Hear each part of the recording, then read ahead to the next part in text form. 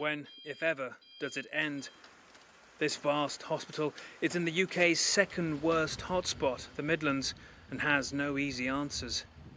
So while London mends, here the living and the dying keep coming, and they fear the second wave may be near.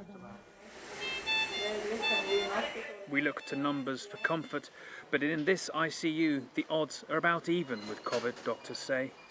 During the 24 hours we were here, 2 patients died and 2 got out of ICU. As the virus rages through our ordinary world outside, in here, its power is in the quiet it imposes. Standing here, you not only see the ferocity of this disease, but the silence with which it kills, and also the helplessness of the people suffering. One doctor wore a body cam during the life-saving procedure of proning, turning a patient on their front to ease breathing. We don't 100% understand why it works.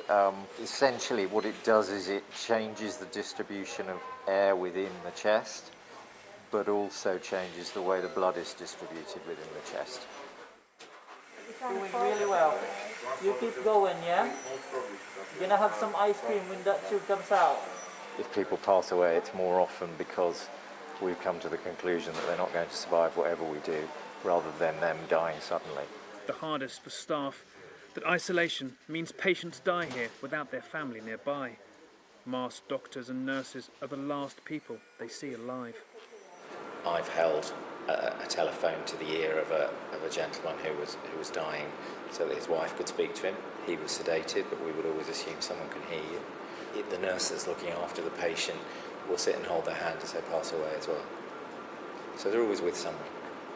When my colleagues confessed that they were scared, I confessed, I said I'm scared too. Now this has gone on, I think the best we can do is wear the PPE, keep our fingers crossed that we don't get it. Yeah. So am I scared? No. I'm not scared like I was when I started. There's been really difficult shifts wherein I just cried in the shower.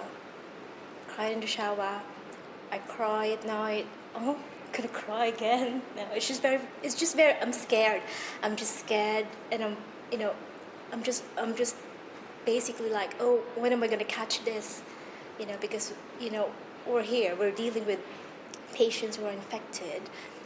Despite having all the PPEs, you still don't know, isn't it? Even if you go by the book, there are people who still get infected. So it's just really, I'm just so scared. This is not over, and it's not even clear if this is the beginning of the end or a lull before another wave. We need to continue with the lockdown that we have to stop it spreading, and so for the next 6 weeks we're on standby. For another wave, yeah. Still, the sick come, worsening and improving. Jacqueline, who delayed coming to hospital because she feared catching there the virus she already had, is improving. They called the ambulance 3 times and I kept refusing to come in. I was scared to come in. Oh my goodness, it's so tight. You've got somebody sitting on your chest and you're trying to breathe and you're not getting anywhere. It's very frightening. This hospital has had over 170 patients die from COVID. It now has about 170 who have it or possibly have it. A toll, leaving them both ready and cautious about a second wave. In a pandemic so riddled with unknowns, it leaves us certain only of how much we need each other. Nick Paton Walsh, CNN, Coventry, the United Kingdom. Dr. Winesh Parmar is the chair of the Doctors Association UK. He joins me now from the West Midlands in England. Thank you so much, Doctor, for joining us, and good morning to you. Good morning, Ashley. It seems no matter how many times I see stories from the front lines there, what these medical teams are under, it's more chilling every time you see it. It is surreal. I want to say, weeks into this pandemic, what does explain that there still isn't, as we had mentioned earlier, we gave the numbers, there's not proper safety equipment for these teams really risking their lives to save others?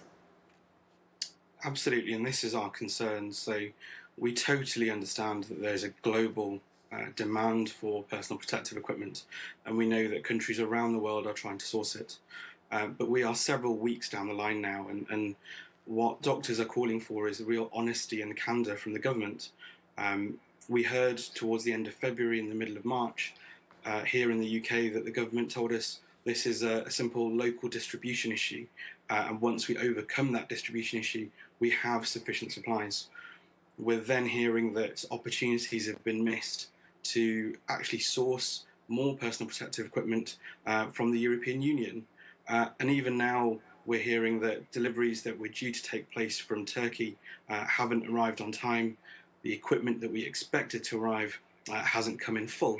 And that just leaves doctors and nurses who are working on the front line with this really worried about how they're going to get the vital personal protective equipment they so desperately need to keep themselves, their colleagues and their family members safe. Right. It was a week ago that I was reporting that the supplies from Turkey were coming that day, and that was a week ago. Let's talk about the risks that these doctors, these nurses are putting themselves in to without proper PPE. What is it about trying to care for and save COVID-19 patients that makes doctors especially vulnerable without PPE? So we know that it spreads through droplets and aerosol particles that patients may breathe in and out or may develop when they're coughing. And so it's really important that we have the right grade of masks, eye protection and long sleeve gowns that doctors and nurses on the front line really need. Our doctors and nurses are working with COVID positive patients for several hours a day, anything up to 12 to 14 hours. And if they're in that environment, we need to ensure that they have the best quality protection.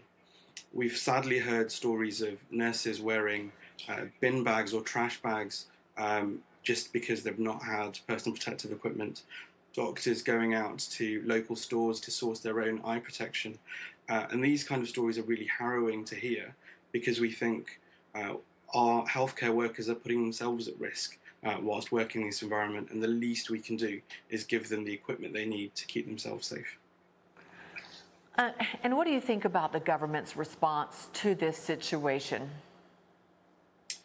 We're hearing that the government are doing absolutely everything they can, and we totally appreciate that this is a global crisis with global demands.